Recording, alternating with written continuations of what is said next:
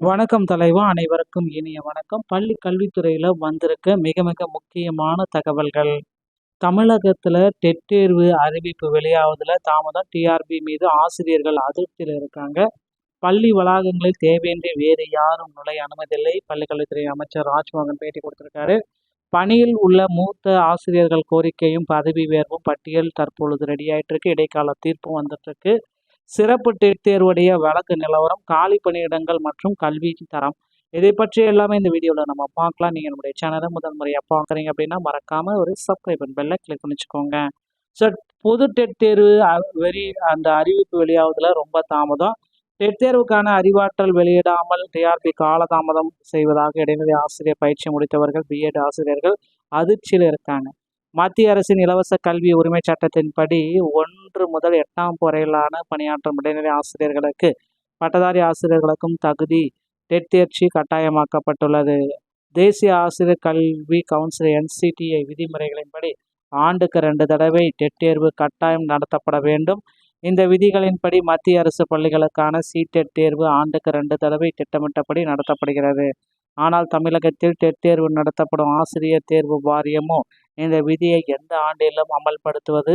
ஆண்டுக்கு ஒரு டெட் தேர்வு நடத்தப்பட்டாலே அது பெரிய விஷயம். கடைசியாக டெட் தேர்வு 2025 நவம்பரில் நடந்தது. ஆசிரியர் தேர்வு வாரியம் வெளியிடப்பட்டது 2026க்கான வருடாந்திர அட்டவணை. இந்த ஆண்டுக்கான முதலாவதாக டெட் தேர்வு கடந்த மே மாதமே அறிவிப்பு வெளியீடாக ஜூலை மாதம் தேர்வு நடத்தப்பட்டது.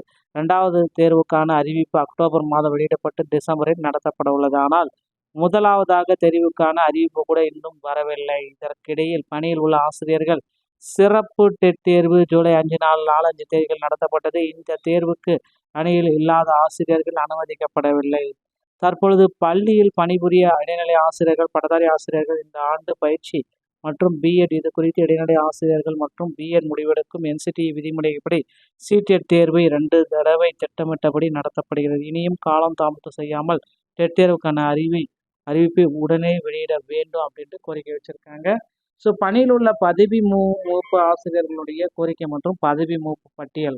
ஸோ இது எல்லாமே 8/7/2024 இடைக்கால தீர்ப்பு. டெட் முடிவுகள் வெளியானவுடன் தேர்ச்சி பெற்றவர்களின் எண்ணிக்கை தெளிவாக தெரிய வரும் என்பதால் எதிர்மனுக்கள் பதவி உயர்வு பட்டியலை இறுதி செய்யும் பணிகளை மேற்கொள்ளலாம். அதற்கு இடைப்பட்ட காலத்தில் மாறுதல் கலந்தாய்வு நடத்தப்பட்டால் அது தேவையற்ற சட்ட போராட்டங்களின் வழக்கு எண்ணிக்கையை அதிகரிக்கவே வழிவகுக்கும். அதனால அதை அப்படியே ஹோல்டு பண்ணியிருக்காங்க.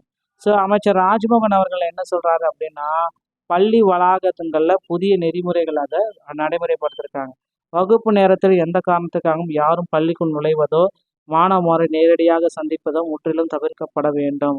இனிவரும் காலங்களில் பள்ளி வளாகங்களில் தேவையின்றி வேறு யாரும் நுழைய அனுமதி இல்லை என தமிழக பள்ளிக்கல்வித்துறை ராஜ்மோகன் அவர்கள் குறிப்பிட்டிருக்கார். இது குறித்து அவர் வெளியிட்டுள்ள அறிக்கையில், கல்வி கூடங்கள் காட்சி கூடங்கள் அல்ல, அரசியல் மேடை அல்ல, அடுத்த தலைமுறையை உருவாக்கும் அறிவு பண்ணையாகும். இனிவரும் காலங்களில் பள்ளிகளில் தேவையின்றி வேறு யாரும் நுழைய அனுமதி இல்லை.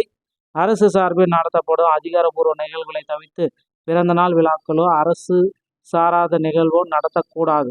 எந்த அரசியல் கட்சியினரும் எந்த தனியார் அமைப்பினரும் நேரடியாக மாணவர்களை சந்திக்க அனுமதி கிடையாது. மாணவ செல்வங்களை வகுப்பறையில் அமர்ந்து கற்கும் இந்த ஒவ்வொரு நொடியும் அவர்களின் வாழ்க்கையை மட்டுமல்ல நாட்டின் வருங்காலத்தையே வடிவமைக்கும் அப்படின்றத குறிப்பிட்டாரு. ஸோ வெளிநபர்கள் நுழைவுக்கு தடை. அரசு அதிகாரப்பூர்வ நிகழ்வுகளை தவிர்த்து கட்சியினர் எல்லாமே நிகழ்வு தடை. பள்ளிக்கூடம், பள்ளி அறிவு பண்ணை. ஓகேங்களா?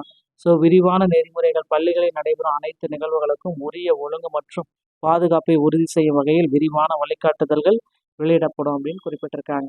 சிறப்பு டெட் தேர்வுடைய வழக்கு விவரம். பணி அனுபவத்திற்கு 1 மதிப்பெண் கோரிக்கை. சீனியர் ஆசிரியர்கள் தங்கள் ஒவ்வொரு வருட அனுபவத்திற்கும் 1 மதிப்பெண் வீதம் வழங்க கோரி நீதிமன்றத்தில் வழக்கு தொடர்ந்திருக்காங்க. அடுத்த விசாரணை ஜூலை 28, 2024 தமிழக அரசு இது குறித்து விளக்கம் அளிக்க உத்தரவிடப்பட்டுள்ளது. வழக்கின் அடுத்த கட்ட விசாரணை ஜூலை 28க்கு ஒத்திவைக்கப்பட்டுள்ளது. தேர்வு முடிவுகள் தாமதம். இந்த வழக்கின் முரண்மையாக சிறப்பு டெட் தேர்வு தாள் 1 மற்றும் தாள் 2 தேர்வு முடிவுகள் மற்றும் அடுத்த கட்ட நடவடிக்கைகள் தற்காலிகமாக பாதிக்கப்படுகிறது. ஸோ ஜூலை 28க்கு பிறகுதான் சிறப்பு டெட்டுடைய ரிசல்ட் எதிர்பார்க்கலாங்க. காலியிடம் மற்றும் கல்வித்தரம். ஸோ மெரிட் அடிப்படையில் நியமனம். உயர்கல்வி ஆசிரியர்கள், ஆய்வக உதவியாளர்கள், இதர பணியிடங்கள் எந்தவித அரசியல் தலையீடுமின்றி தகுதியின் அடிப்படையில் நிரப்பப்படும். தாய்மொழி வழி கல்வி ஊக்கம். மாணவர்கள் சிந்திக்கும் திறன் தாய்மொழி வழி சிறப்பாக அமையும் என்பதால் தமிழ் மொழி கற்றல் கூடுதல் கவனம் செலுத்தப்படும். பாட வேலை குறிப்புக்கு தடை. மின்தடை அல்லது பிற காரணங்களுக்காக பள்ளி வேலை நேரங்களில் உடற்கல்வி பிடி வகுப்புகளையோ ரத்து செய்யக்கூடாது என அமைச்சர் அறிவித்துள்ளார்.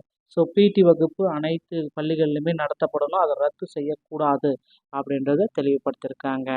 ஸோ மேலும் முதல்வர் விஜய் அவர்கள் விரைவில் ஆசிரியர்களுக்கு நல்ல செய்திகளை வெளியிட்டிருக்காரு. 149 ஜிஓவையும் ஸோ பகுதி நேர ஆசிரியர்களுடைய பணி நிரந்தர வாய்ப்பையும் கொடுப்பார் அப்படின்னு பார்க்கலாம். நீதிமன்றத்தில் 60 மார்க் எடுத்தால் பாஸ் என்ற டெட் பாஸ் என்ற அறிவிப்பு விரைவில் வர இருக்கிறது. டிஆர்பி மற்றும் பள்ளிக்கல்வித்துறை சொந்தமான செய்திகள் அனைத்தும் உடனுக்குடன் பெற நீங்கள் நம்முடைய சேனலோட இணைந்திருக்க. நன்றி, வணக்கம்.